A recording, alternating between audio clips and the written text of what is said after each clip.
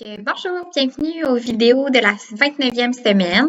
Donc, cette semaine, j'ai décidé de vous parler de l'accouchement vaginal versus de la césarienne. Donc, on embarque dans un nouveau bloc. On a pas mal complété ce dont je voulais vous parler durant la grossesse. Maintenant, on va aborder plus ce qui entoure l'accouchement. Puis, par la suite, on va aborder plus ce qui est entourant le postpartum. Donc, on a souvent tendance à croire que le fait d'avoir recours à la césarienne va être protecteur pour les différents troubles au niveau urogynécologique. Et je vais vous expliquer pourquoi, d'une part, c'est pas tout à fait faux, mais c'est pas tout à fait vrai non plus. Donc, on va vraiment démystifier ça ensemble aujourd'hui. Et la première chose qui est importante de comprendre, c'est que la césarienne, ça demeure une chirurgie.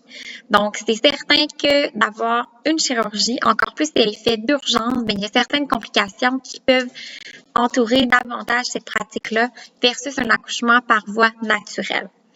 Donc, quand on pense à l'accouchement vaginal, donc par voie naturelle, on le sait, oui, c'est documenté, oui, il y a plus de risques de souffrir d'incontinence urinaire et de prolapsus après un accouchement vaginal qu'une césarienne.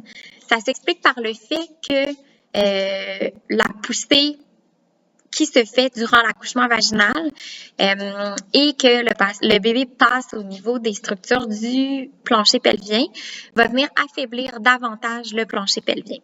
Par contre, la césarienne n'est pas du tout protectrice à 100% des troubles urinaires et prolapsus parce que c'est possible d'avoir 1, 2, 3 césariennes, par exemple, d'accoucher de tous ses enfants par césarienne et de quand même avoir de l'incontinence urinaire et de quand même souffrir d'un prolapsus, par exemple.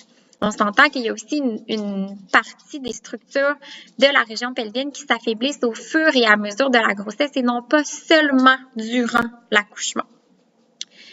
Pour l'accouchement vaginal, c'est possible aussi, peut-être malheureusement en postpartum, de souffrir de douleurs aux relations sexuelles.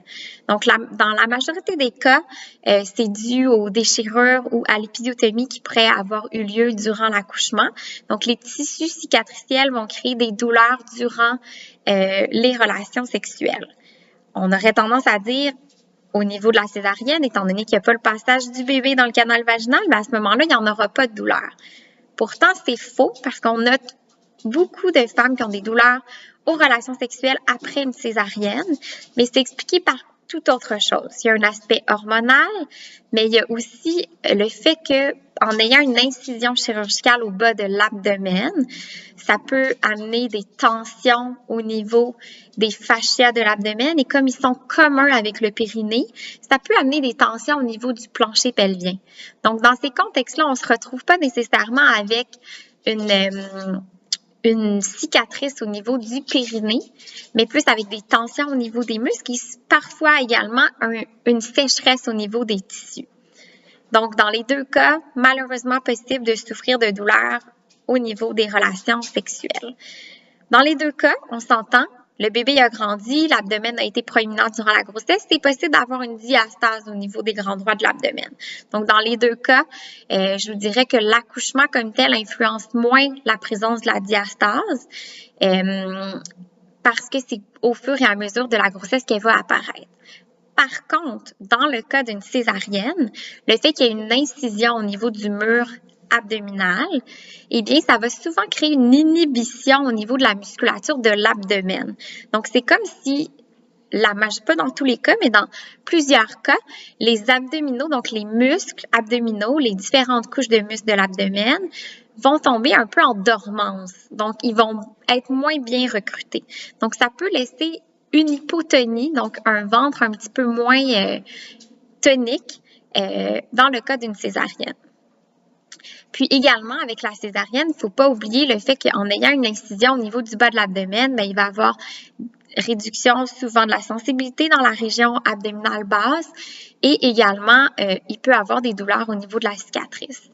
Donc, dans les deux cas, je vous dirais que l'accouchement vaginal, lorsqu'il est possible, c'est vraiment ce qui est à privilégier. Dans certains cas, avec votre médecin, vous allez peut-être prendre la décision de faire une césarienne par la position du bébé ou bien que vous avez eu des déchirures massives au niveau du périnée dans un accouchement précédent.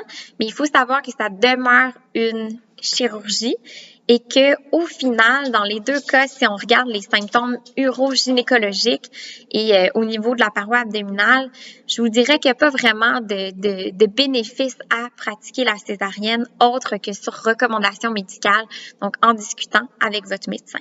Donc, il faut vraiment se sortir de l'idée que la césarienne, s'il n'y a pas le passage du bébé dans le canal vaginal, eh bien, on n'aura pas d'incontinence, on n'aura pas de douleur, on n'aura pas de prolapsus parce que c'est malheureusement faux. Donc voilà, j'espère que ça vous a éclairé un petit peu plus sur le sujet. Puis je vous retrouve la semaine prochaine à la 30e semaine. Merci!